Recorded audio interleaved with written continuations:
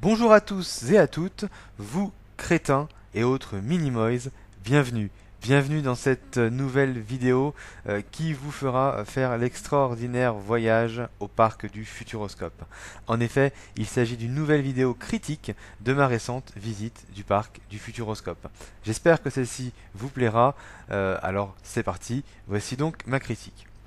Alors, cette critique, elle va être divisée en plusieurs parties. Je vais d'abord faire une critique avec, disons, mes avis positifs et mes avis négatifs sur le parc. Et ensuite, je parlerai de quelques détails, de quelques attractions, de quelques expériences qui m'ont particulièrement marqué. Et je partagerai avec vous donc eh bien, ce qu'il en est exactement. Je rappelle que tout ce qui est dit dans cette vidéo, c'est totalement subjectif finalement, c'est mon avis. Alors, il y aura peut-être aussi de l'objectivité, mais bon, c'est quand même surtout mon avis. Donc voilà, j'espère que cette vidéo vous plaira et les personnes qui souhaitent aller au Futuroscope, qui ne connaissent pas, ça peut être justement très intéressant pour vous. Alors, je vais commencer par parler en fait des points positifs et négatifs de ce parc. Alors, ce que j'ai trouvé moi de vraiment bien au Futuroscope, c'est qu'il y a une réelle diversité des attractions. Alors c'est vrai qu'elles sont toutes ou pratiquement toutes basées sur des écrans de cinéma, ce qui est totalement logique, puisque le Futuroscope c'est quand même sa base, hein, finalement, c'est le cinéma, euh, les technologies liées au numérique, etc., etc. Donc on a beaucoup d'attractions en 3D, 4D, etc. Mais c'est quand même assez varié finalement. C'est varié pourquoi? Parce que on peut avoir aussi bien des simulateurs avec des effets donc 4D que des cinémas donc de divertissement ou encore des documentaires.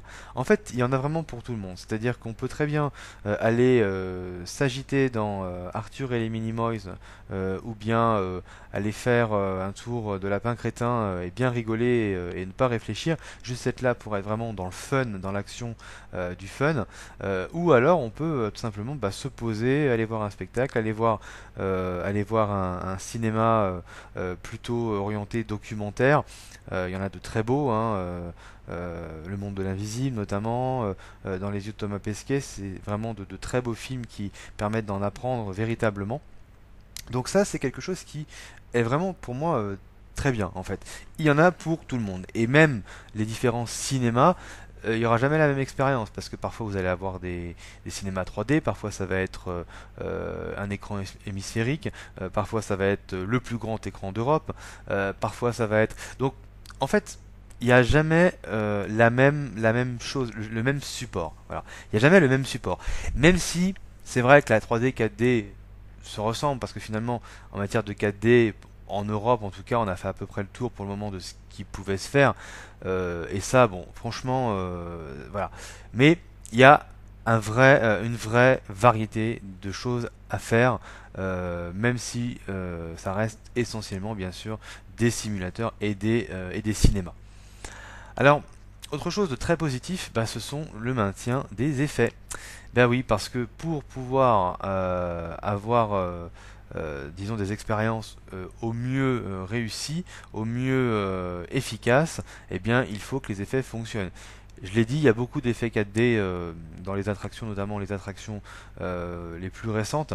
Si les effets ne fonctionnent pas, alors l'expérience ne sert à rien. Et le Futuroscope se base là-dessus, hein, notamment. Il y a beaucoup d'écrans, il y a très peu de décors réels dans les attractions Futuroscope.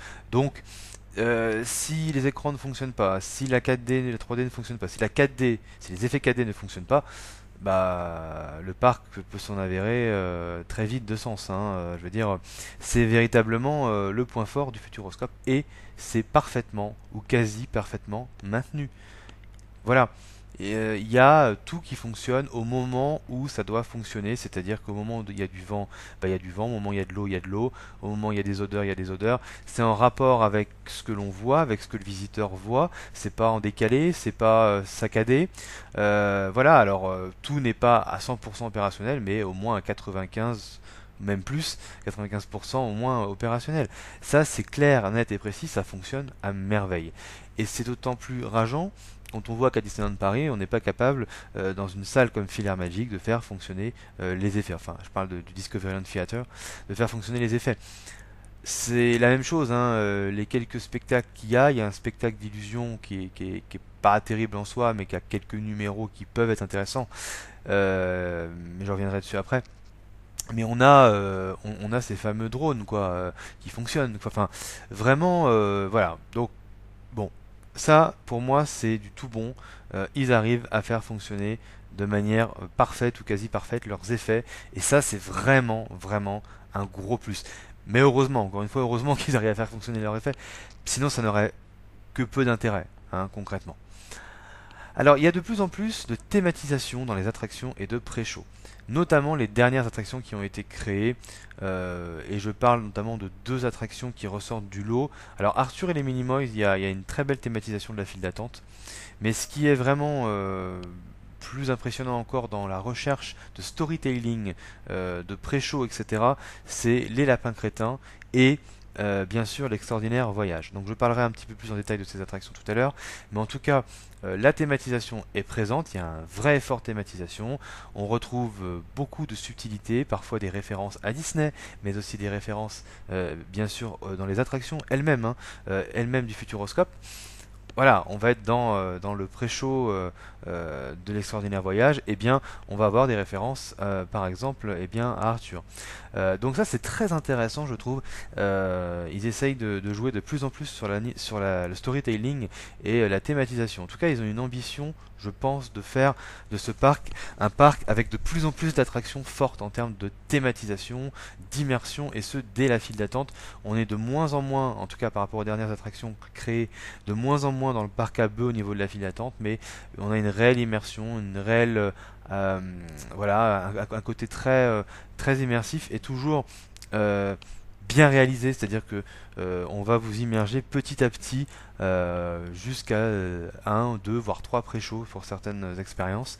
Donc ça c'est très intéressant, et bah oui, ça se rapproche un peu de ce que fait Disney. Alors attention, on est très loin de ce que fait Disney, évidemment, mais ça s'en rapproche et c'est appréciable, c'est très appréciable de voir ce genre d'initiative finalement de la part d'un parc comme le Futuroscope, de voir que on a des attractions de plus en plus intéressantes en termes de storytelling, et que l'attention au détail est là, c'est quand même intéressant. Après, un autre point fort pour moi, bah, c'est l'architecture des bâtiments. Parce que c'est pas un parc absolument magnifique, non. Par contre, il regorge de quelques merveilles au niveau architecture. Sans s'y connaître en architecture, on devine quand même la prouesse que ça a été de faire ces bâtiments, l'originalité hein, aussi de quelques bâtiments qui ressortent clairement du lot. Voilà, il y a beaucoup de choses comme ça à observer au niveau des bâtiments. Ça peut paraître très subtil, mais malgré tout, il y a un travail qui est effectué, c'est véritablement quelque chose de très important à prendre en compte. Et voilà, pour moi, c'est un point très positif par rapport au Futuroscope, si peu bien sûr qu'on s'y attarde. Et enfin, il y a des œuvres d'art qui sont réparties dans le parc, et ces œuvres d'art, c'est pareil, c'est un petit peu comme l'architecture des bâtiments, c'est qu'il faut quand même s'y intéresser un minimum, prêter attention. Il y a un côté culturel quand même dans le Futuroscope qu'il ne faut pas oublier. À la base, c'est purement culturel, et bon, dans le divertissement aussi, mais on est sur un aspect plus culturel, plus sérieux des choses, et les œuvres d'art réparties dans le parc prouvent encore ça. Après, c'est un point très positif pour moi, ça permet bah voilà, de se poser, de regarder. En plus, il y a des descriptifs qui sont pas longs du tout à lire, qui sont très simples, très clairs, très précis. Donc ça, c'est vraiment très intéressant également. Et puis, c'est un parc où j'étais très étonné. C'est un parc où on peut marcher sur les pelouses, et on peut s'allonger. Il y a des transats, il y a des matelas. Les gens peuvent s'allonger. Je trouvais ça vraiment sympa parce qu'il y a des endroits au Futuroscope qui sont quand même agréables, et les pelouses, il y en a quand même pas mal. Et je trouvais ça très intéressant, très particulier aussi, mais dans le bon sens du terme. J'ai trouvé ça plutôt sympa effectivement de pouvoir s'allonger dans les pelouses. C'est autorisé au Futuroscope. Bah écoute, pourquoi pas? Écoutez, hein. En tout cas c'est pas mal, c'est très bien fait. Là-dessus, voilà. Alors maintenant les points négatifs. Alors les points négatifs pour moi, c'est que certains coins du Futuroscope font pitié. Je dis bien pitié à voir. Il y a des coins qui sont à l'abandon et indignes d'un parc. Alors attention, ça ne doit pas vous repousser d'aller au Futuroscope. C'est pas ce qu'il y a de plus visible, mais malgré tout, il y a quand même des zones On tombe dessus, c'est pas fermé aux visiteurs. Il y a des zones qui sont complètement abandonnées. C'est très sale, le sol se barre, la peinture est écaillée de partout, les ravalements ne sont, enfin, les façades ne sont plus ravalées, rien n'est nettoyé. Donc vraiment, ça fait pitié, oui, ça fait pitié. Et ça contraste avec certaines zones qui sont justement très propres, très agréables. Il y a vraiment des contrastes parfois un peu inattendus, parfois surprenantes. C'est assez abusé et en tout cas anormal de laisser ça ouvert au public parce que ça devrait être caché. Il devrait même avoir honte de ça. C'est des stigmates finalement du Futuroscope des années 2000 qui a failli fermer, hein, un Futuroscope qui devait se réinventer. Ben, on a encore ces stigmates-là. Il y a des zones qui n'ont pas ou presque pas bougé, qui sont restées à l'abandon. On a des façades, on a des bâtiments pardon qui sont abandonnés, qui sont vides, qui font penser à ce qu'on pourrait trouver sur des aires d'autoroute, des choses comme ça. C'est assez effrayant parfois.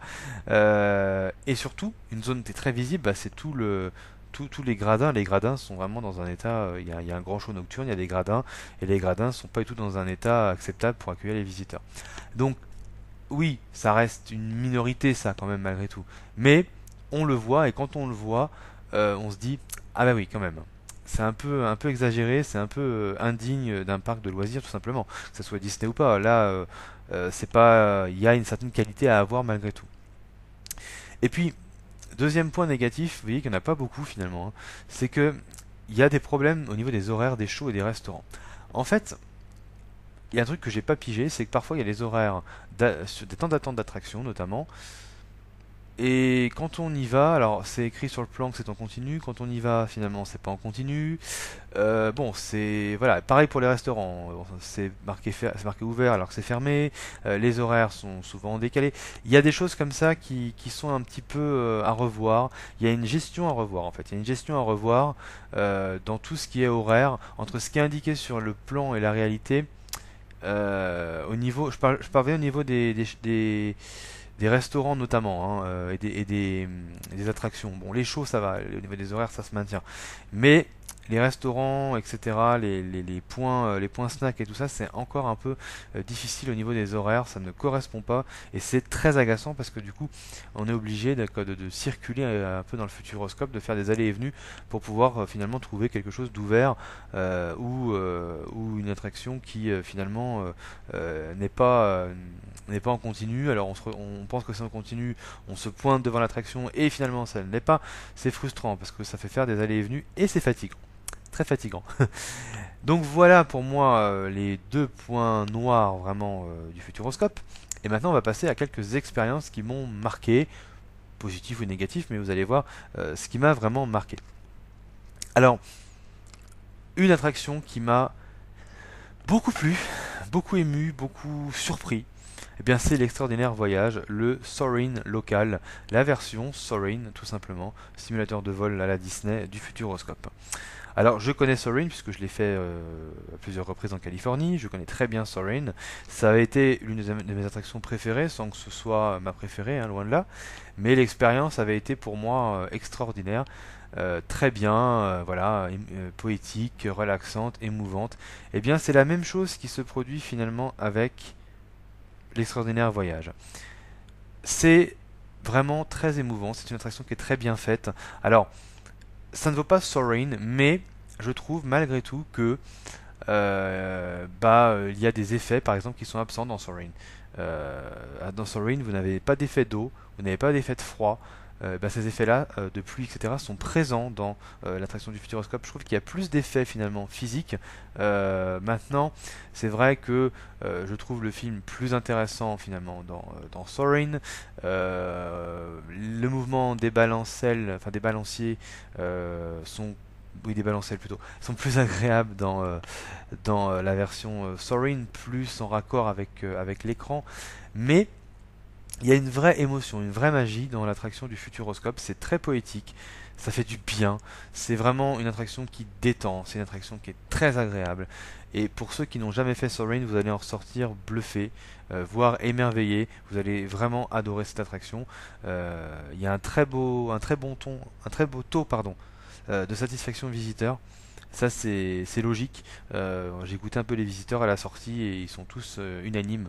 Voilà, c'est beau, c'est rempli d'émotions d'après eux, c'est génial. Enfin bon, ils ont tous un avis très positif et pour moi c'est la meilleure expérience du Futuroscope. C'est une des meilleures expériences qu'on a en France au niveau des attractions hors Disneyland Paris. Et justement, je pense que Disneyland Paris se doit d'avoir son Soaring Like. Alors ça peut paraître un peu tard, oui, ce sera tard, mais finalement, au vu du taux de satisfaction des visiteurs, ça paraît plus que probable que finalement Disneyland Paris ait enfin son Soaring. Ça marcherait du tonnerre, en tout cas, c'est une excellente expérience, aventure au Futuroscope.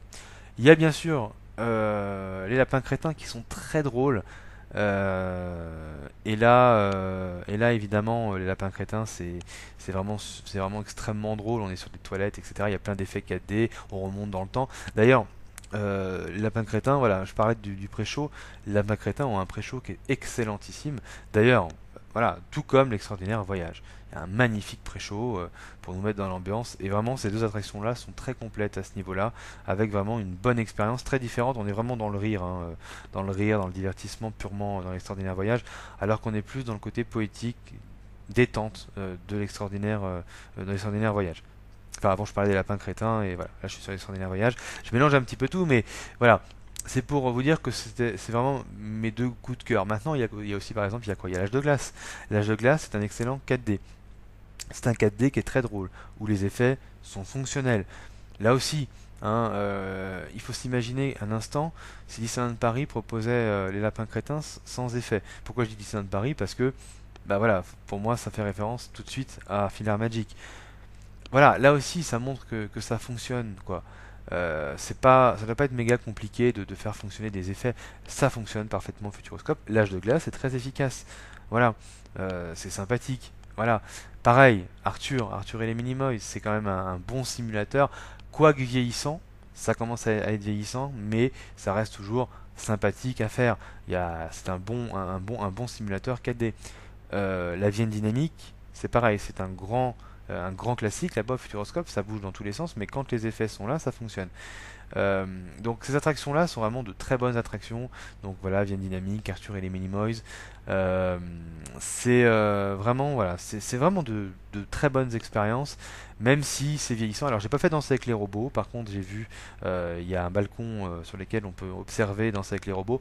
Là, c'est vraiment on est sur des bras articulés de type robot coaster, donc ce qui permet, par exemple, à Forbidden Journey, au simulateur de Forbidden Journey dans Harry Potter, de pouvoir donner la sensation que l'on vole. Là, sauf que là, c'est vraiment, en fait, les gens tournent sur des bras articulés, ils sont vraiment secoués dans tous les sens au son des musiques. Voilà, là aussi, ça prouve quelque part que le Futuroscope, c'est aussi la diversité des expériences. Et je pense que ça peut être sympa à faire pour les gens qui aiment les sensations, en tout cas. Voilà. Alors après, il y a des cinémas aussi, hein, comme je disais, les cinémas classiques avec quand même des écrans à chaque fois très impressionnants. Dans les yeux de Thomas Pesquet, qui était plutôt intéressant, où l'on voit finalement toute son aventure, hein, à travers son propre regard. Et puis on a le monde de l'invisible, où l'on voit des choses du quotidien finalement d'une manière complètement inhabituelle, soit parce que elles sont trop rapides pour notre œil, pour notre cerveau, pour pouvoir les voir, soit justement elles sont trop lentes, soit elles sont trop grandes, trop petites, enfin vous avez compris le truc. C'est des choses invisibles en fait, que l'on voit soit partiellement, soit pas du tout. C'est magnifiquement bien fait, c'est très bien raconté, c'est très sympa à faire. Et puis voilà, il y a ces films-là, donc comme je disais, un documentaire, et puis il y a quelques spectacles. Et un spectacle qui s'appelle Illusio. Un spectacle d'illusion, donc, qui peut paraître finalement très sympa dans un parc comme le Futuroscope. Et en fait, c'est un show où les complices ne sont pas vraiment des complices, ça se ressent, c'est extrêmement surjoué, et ce qui fait qu'on a l'impression que c'est une vaste escroquerie et un peu un foutage de gueule. Parce que les vraies illusions, on en a quelques-unes très belles au début, et on en a une belle à la fin. Voilà. À part ça, on n'a aucune illusion. C'est juste des gags en fait. C'est très gaguesque et c'est surtout très poussé parce qu'on voit vraiment que les complices ne sont pas complices. C'est beaucoup trop surjoué Et c'est vraiment ce qui m'a déplu dans ce spectacle. C'est dommage, parce que je pense que ça aurait pu être sympa, un vrai spectacle d'illusion, mais bon, voilà. Et puis, il y a le show nocturne que j'ai vu de très loin en fait, hein. J'ai pas eu le temps de regarder le show nocturne. Je l'ai vu de très loin, mais ça a l'air très long, même s'il y a quelques effets un peu sympas. Ça a l'air d'être très très long, mais ça je peux pas trop juger puisque je ne l'ai pas vu. Donc vraiment le Futuroscope c'est une bonne expérience. Si vous n'avez jamais fait le Futuroscope, faites-le, faites-le. D'ailleurs voilà, j'avais oublié de dire ça. Il y a aussi des expériences à tester. Il y a beaucoup d'expériences posées, hein, où l'on visite des salles, on teste des expériences. J'ai testé par exemple la nourriture nucléaire, moléculaire, pardon, nucléaire, moléculaire, voilà, Euh, nourriture moléculaire. Et là, c'est pareil, c'est très intéressant finalement. Il y a des expériences à faire par rapport à ça, il y a beaucoup de salles d'expo, etc. C'est quand même un parc où il faut savoir aussi prendre son temps et ne pas courir. Voir les gros rides, même si c'est ça qui va attirer en premier lieu. N'oublions jamais que le Futuroscope c'est un parc aussi à vocation culturelle, et si vous voulez en savoir sur l'histoire du Futuroscope, bah, vous avez la Gyrotour à faire qui en fait est va vous permettre de vous élever dans les airs pour voir le Futuroscope, les alentours, et vous avez un récit enregistré qui vous raconte l'évolution du Futuroscope, le projet de base, etc. C'est très très intéressant. Ça quand même, c'est à vocation culturelle.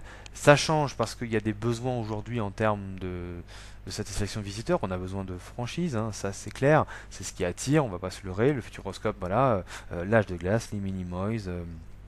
Euh, les lapins crétins sont des exemples, et les gens ont besoin de repères, ont besoin de repères qui viennent de la culture, de la pop culture, de quelque chose qu'ils connaissent déjà, mais c'est quand même bien utilisé, c'est pas trop utilisé non plus, c'est fait malgré tout avec goût, et puis voilà, il y a vraiment de tout Futuroscope, c'est fait pour tout le monde, c'est fait pour les familles, il y a même des attractions qui sont faites vraiment pour les plus jeunes, qui sont très sympathiques, c'est fait pour tout le monde, et je trouve que c'est un très bon complément à des parcs comme Disneyland Paris ou le parc Astérix ou autre.